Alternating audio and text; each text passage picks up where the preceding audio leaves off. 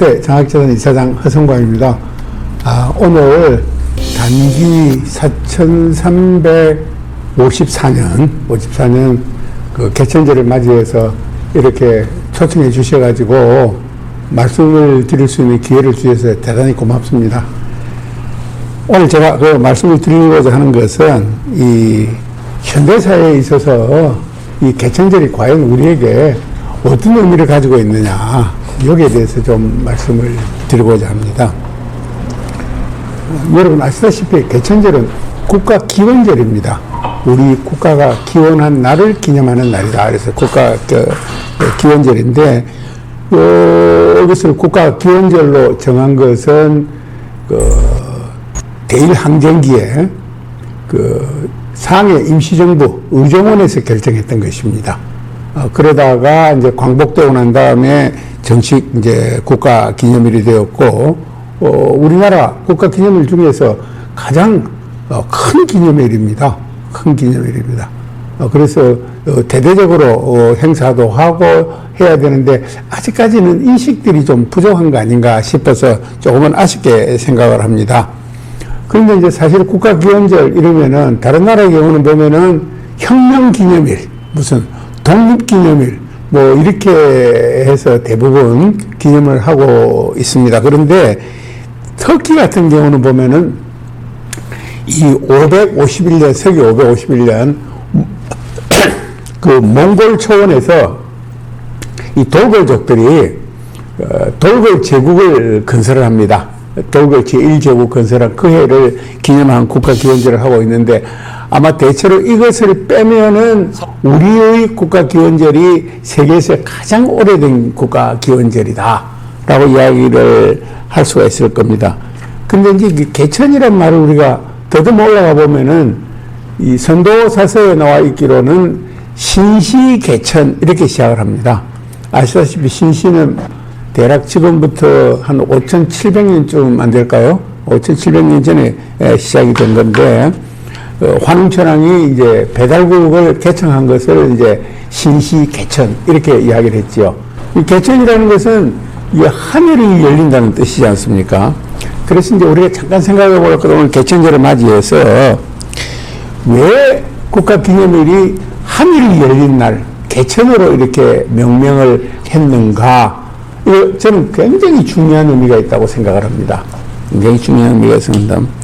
그러면은 이 하늘이 열리면은 도대체 무슨 일이 생겼기에 하늘이 열린다고 했겠느냐? 또 이렇게 생각해 볼 수 있지 않아요, 그죠? 여러분, 하늘이 열리면은 어떤 경우가 있습니까? 닫힌 하늘은 캄캄할 테고, 하늘이 열리면은 밝은 빛이 쏟아져 나오는 것 아니겠습니까? 쏟아져 나오는 것 아니겠습니까? 그래서 아마도 하늘의 문이 열린다, 하늘이 열린다 하는 것은 우리 조상들이 일찍이 하늘을 경외하는 그런 사상을 반영한 것일 텐데, 이게 구체적으로 하늘을 왜 공경하고 하늘의 문이 하늘이 열린다는 것을 엄청난 그 큰 사건으로 생각했느냐 하는 것은 아마도 우리 조상들이 가지고 있던 이 하늘, 땅, 사람에 대한 인식이 에서 유래한 것이 아닌가 이렇게 생각합니다. 우리 조상들은 이 사람이라는 것은 우주 내지 하늘의 그 아주 밝은 길을 받고 태어난 존재다 이렇게 생각을 했습니다. 여러분 생각해 보십시오. 하늘에 우주에 밝은 길을 받고 태어나니까 자기 자신이 얼마나 소중한 존재입니까? 자기 자신이 소중하니까 자기 자신을 사랑할 수밖에 없고, 다 같이 밝은 길을 받고 태어난 다른 사람들도 역시 소중하고, 또 그래서 다른 사람들을 사랑할 수밖에 없고, 이런 존재로 우리 조상들은 사람을 인식했던 것이지요. 또 이 사람은 천지인 중에서 이것을 주재할 수 있고 주관할 수 있는 핵심적인 존재로 인식했던 것이다. 그래서 이 하늘을 경외했는데, 하늘이 열리는 것이 왜 중요했느냐? 아마도 제 생각에서는 하늘이 열린다 하는 것은 바로 하늘에 충만해 있던 기가 쏟아져 내려오려는 그런 엄청난 사건이다, 계기다. 이래서 하늘이 열린다는 것을 아주 중시했던 것으로 이렇게 생각합니다. 따라서 하늘의 밝은 길을 받고 태어난 인간이 우리죠. 그러니까 이게 보시죠. 다같이 소중하고 다같이 사랑하고, 그러니까 여기서는 계급도 없는 것입니다. 그 사회는 계급도 없는 사회이고, 또 이게 밝은 세상이잖아요. 모두 밝은 사람들이 사니까. 그러니까 선한 세상인 것이지요. 그리고 서로 돕고 사는 세상이고, 그리고 그러니까 서로 신뢰하는 세상이 되는 것이죠. 이렇게 보면은 이 개천절을 맞이해서 우리가 생각할 수 있는 가장 중요한 것은 하늘이 열리는 날, 이것은 바로 우리가 모두 상생할 수 있는 세상이 시작된 날이다 라고 정의를 하면은, 생각을 하면은 아마 그것이 정확한 이해가 되고 모두에게 도움이 되는 개천절에 대한 이해가 되지 않을까, 이렇게 생각을 합니다. 그런데 우리 조상들이 생각했던 이런 사람에 대한 인식론은 조금 더 생각을 해보면 있잖아요. 제가 책을 보니까 그러더라고요. 우리가 받은 하늘의 이 밝은 기는 항상 그대로 내재되어 있는 것이 아니고, 나이를 먹어가면서, 세월이 지나가면서 점점 소멸되어 간다고 그렇게 인식을 했어요. 그러니까 가만히 있으면 없어져 버리잖아요. 밝음이 자꾸 사라지는 것이잖아요. 그러니까 이 길을 보충해서 밝음을 유지해 줄 필요가 있는 것이죠. 그럼 이걸 어떻게 길을 받아서 밝음을 유지해 주느냐 하는 것은 바로 심성의 수련을 통해서 하는 것이다 라고 인식을 했습니다. 그래서 실제 심신수련을 하는 과정, 그렇게 해서 밝음을 회복하고 보충하는 과정, 이것이 소위 성통이라는 것이죠. 그렇게 해서 이제 다시 기가 충만해지면은 자기가 받은 충만해진 그 기가 바로 밝은 기인지 아닌지 확인을 해야 되잖아요. 그리고 확인이 되면은 자기가 받은 그 밝은 기를 다른 사람에게 나눠주기도 하고, 다른 사람도 같이 그 밝은 길을 받을 수 있도록 도와줘야 되는 것이죠, 당연히. 왜냐하면은 나도 소중하고 남도 소중하고 모두가 소중하고 같이 살아야 되는 사회니까. 결국 그 과정이 바로 선도에서 가르치는 공안이다 라고 저는 생각을 합니다. 그래서 이제 성통공안, 이 과정을 통해서 바로 우리 사람에 대한 인식론, 이것은 바로 현실에서 실천 가능한 인식론이고 실천 가능한 사상이다 라고 이야기를 할 수가 있습니다. 어느 사상이든지 실천 가능하지 않으면 그건 아무 소용없는 거예요.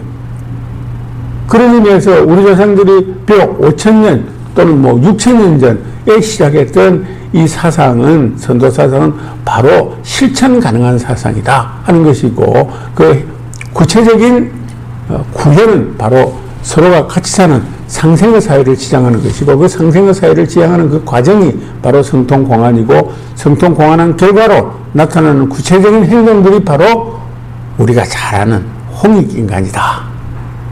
홍익인간이다. 바로 당군 할아버지께서 주창하신 것이다.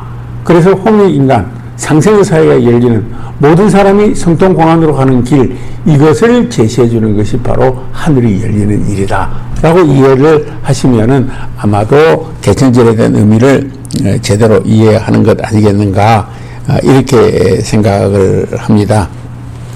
그런데 이걸 따져보면 있잖아요. 이런 세계에서 가장 오래된 국가기원절을 가진 민족이 우리 민족이고, 그냥 국가를 만드는 것이 아니고 이런 품격 있는 고안, 실천 가능한 사상을 가지고 만들었으니 얼마나 사람들이 좋아했겠습니까? 그렇기 때문에 당군 임금이 만든 고조선은 이 정복왕조가 아닙니다. 정복왕조가 아니고 사람들이 스스로 모여서 그 사상을 배우고 실천하고, 이렇게 해서 공동체가 만들어지고 그렇게 해서 국가가 만들어진 것이라 라고 이해를 하면은 역사상 많은 일들을 아주 그 간결하고 그 명확하게 이해할 수가 있습니다. 그래서 이제 이런 실천 가능한 사상, 그러면 이것이 과연 현실에서 실천이 되었느냐? 우리가 고대까지 그것으로 올라갈 필요도 없고, 일제강점기 이후만 보더라도 이런 그 실천 가능한 이 사상, 상생의 사상, 더불어 사는 사상, 이것들은 바로 여러 가지 형태로 나타났습니다. 몇 가지만 예를 들어보면은, 여러분 국제보상운동이라는 것을 알지요. 일제강점기에 일본에 있는 빚을 갚자라는 국제보상운동, 또 최근에 IMF 외환위기가 왔을 때 우리 국민들이 자발적으로 금모으기 운동을 한 거. 그렇게 해서 외환위기를 극복하는데 민족적 에너지, 이 밝은 기가 총동원해서 집결을 했던 것입니다. 그랬기 때문에 국제 투기자본들이 한국이 외환위기에 들어가고 그러고 난 다음에 한국의 재산을 양털 깎기 하는 식으로 싹 이렇게 한번 챙기려고 하던 것을 못 챙긴 거죠. 국제금융학자가 평가하는 대로 IMF 위기 때 국제 투기자본들이 한국을 털어먹지 못한 그 중요한 것은 바로 대한민국의 애국심, 대한민국 국민들의 상생하는 애국심을 과소평가했기 때문이다 라는 평가가 바로 그런 데서 나오는 것이다 라는 것을 알 수가 있고요. 그 다음에 또 하나 예를 들 수 있는 것은 여러분 태양기름 유출이 이루어졌을 때 사람들이 어떻게 했습니까? 아줌마들이, 노인들이, 젊은 청년들이 태안 해안가에 가서 걸레를 들고 조약돌 하나, 바위 하나하나에 붙어있는 기름 찌꺼기를 다 이래 닦아냈습니다. 전 세계가 감동하고 놀란 것이지요. 기름이 오염이 됐을 때 그렇게 해서 그 오염을 정화한 나라는 우리나라밖에 없습니다. 누가 쉽게 쓰는 것도 아니에요. 그것은 앞에 들은 그런 몇 가지와 마찬가지로 특히 태양기름 추출사고 이런 같은 경우 극복하는 과정은 바로 우리 몸속에 있는 그 밝은기, 뭐 요즘식으로 이야기하면 DNA겠죠.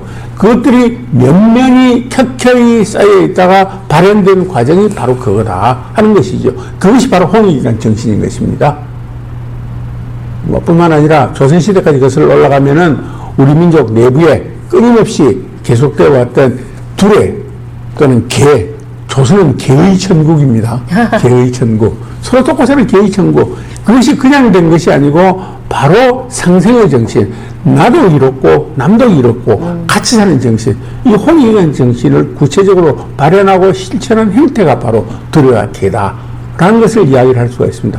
그래서 요즘 들어서 무식하고 모르는 사람들이 그 홍익인간 그 애매하고 실체도 없고 정체도 없고 라고 이야기를 하지만은 그것은 그것이 아니고 아주 구체적이고 역사적으로 현실되어서 실천되어 온 그런 사상이다 라고 이해를 해야 되고 그것이 사실이다 라고 이야기를 하고 아니다 라고 할 것 같으면은 거기에 대한 반박을 해줘야 되죠.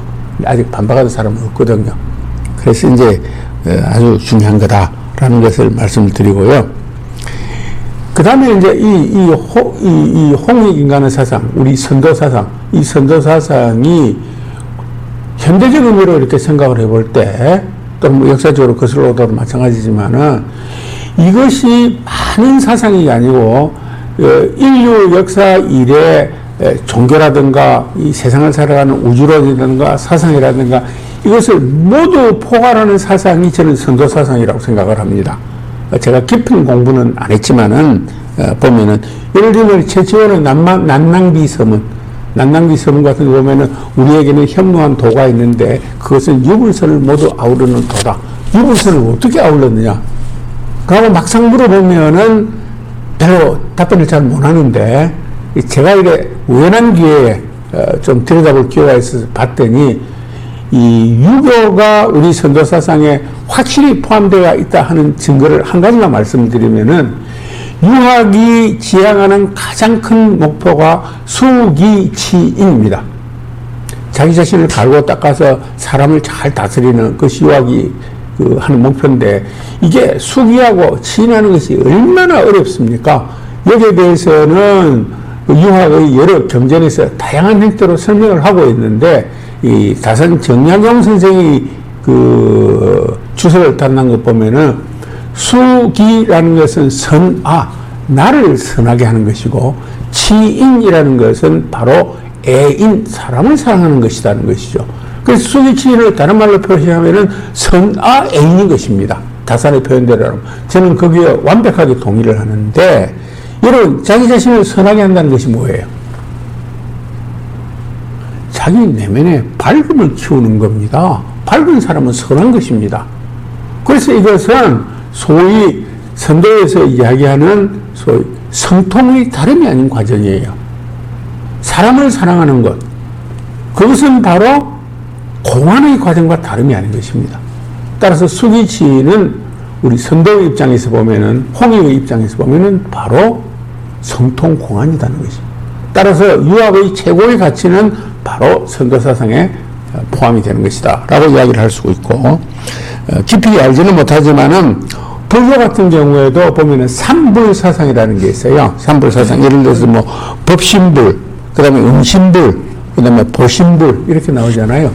이것은 바로 이 삼신사상, 우리 선도의 삼신사상, 그것이 변형된 형태다라고 보면 되는 것이고, 또 도교 같은 경우 중국 도교는 뭐 지금 개인의 양생술로 변질해버렸지만은 도교의 우주관을 강의에서도 있었어도 삼청이라는 게 있잖아요. 예를 들어서 옥청, 성청, 태청 이렇게 있는데 이것도 삼신사상의 변형된 형태에 불과하다 이렇게 보면은 다 마찬가지인 것 같아요. 이게 우리 이 선도사상에 다 포함되는 것 같고요. 이렇게 볼 때 최채원이 일찍이 말한 것은 조금도 틀린 것이 없다.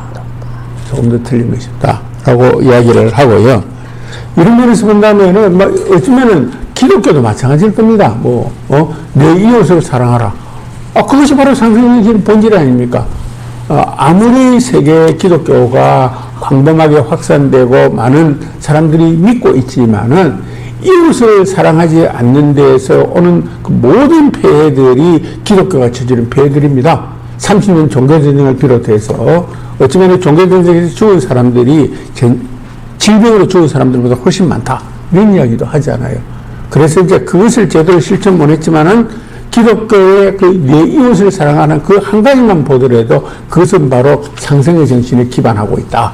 라고 보면은 영향을 받았는지 안 받았는지는 더 깊게 연구해 봐야 될 과제지만은 그 가르침은 다 똑같은 것이다. 이렇게 보면은 우리 선도사상은 지금 21세기에 인류 역사가 만들어 놓은 많은 사상들을 포괄하는 공통된 사상, 그 공통된 사상은 상생의 사상이고 상생을 위해서는 서로 신뢰를 해야 되는 것이죠. 그 신뢰의 바탕을 만들고 신뢰의 바탕 위에서 상생하는 그런 선도사상은 모든 사상을 포괄하는 소위 인류 시원의 사상이다 라고 우리 스스로 자부심을 가지고 공부를 해보고 또 심승수양을 통해서 실천해 볼 필요가 있는 사상이다 라고 이야기를 할 수가 있습니다. 이것을 그야말로 오늘 20세기 지구촌에다가 조금만 대응을 시켜보면은 재밌는 이야기들을 할 수가 있습니다.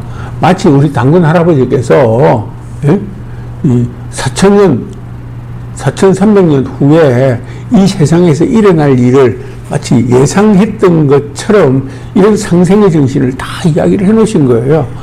오늘날 자본주의에서 지향해야 되는 가장 큰 가치가 상생자본주의입니다.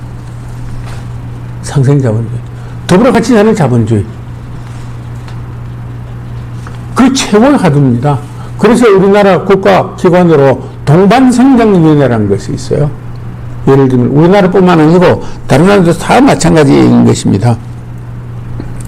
그러니까 이 상생이 안 되니까 자본주의 자체가 약탈적 자본주의로 가게 되는 것이죠. 그 약탈적 자본주의 결과로 나타나는 것이 양극화입니다. 어느 나라나 당연 미국이 선진국인 것 같지만은 사실 선진국이죠. 기준은 어떻게 정하든 간에. 그렇지만은 양극화는 우리보다 훨씬 심합니다. 우리도 최근에 선진국에 들어갔다고 유엔에서 공식적으로 UNCTAD에서 선언을 해 주었지만은 양극화가 굉장히 심합니다. 이 모든 이 사세의 불합리나 자본주의 사회에서 불합리는 바로 이 양극화, 상생을 실천하지 못해서 나오는 것이거든요. 그래서 이 상생 자본주의, 상생으로 가는 길, 이것이 바로 이 오늘날 세상에 자본주의 세상에서 화두인데 그 화두를 해결할 수 있는 길이 바로 선도사상이 제시하는 길이기 때문에 정말로 당군 할아버지께서 4,000년 전의 일을 후에 일어날 일을 지금 잘 예견하시고 만들어 놓은 인류 시온의 사상이다 라고 이야기를 할 수가 있습니다. 그렇기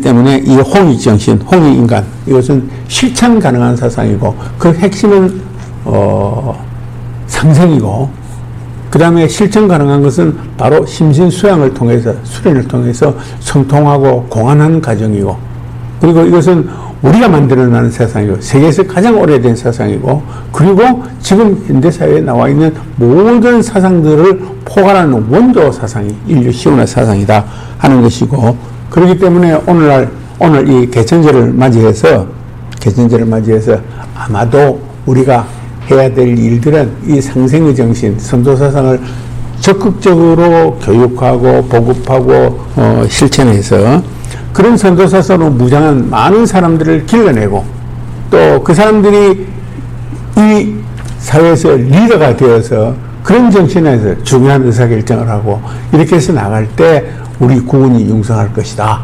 특히 역사적으로 보면은 이 나라가 융성할 때는 국군이 융성할 때는 선도사상이 힘을 쓰고 있을 때고 우리 국군이 어려워질 때는 이제 외래 여러 사상들 때문에 거기에 치여가지고 이 선도사상이 힘을 발휘하고 있지 못할 때 항상 국군이 좀 쇠퇴했고 또 쇠퇴하면은 다시 선도사상으로 무장한 사람들이 힘을 써서 다시 국군이 융성하는 계기고 지금은 우리가 국군이 융성하는 계기에 와 있다. 그 중심에 우리 국가군이 있다.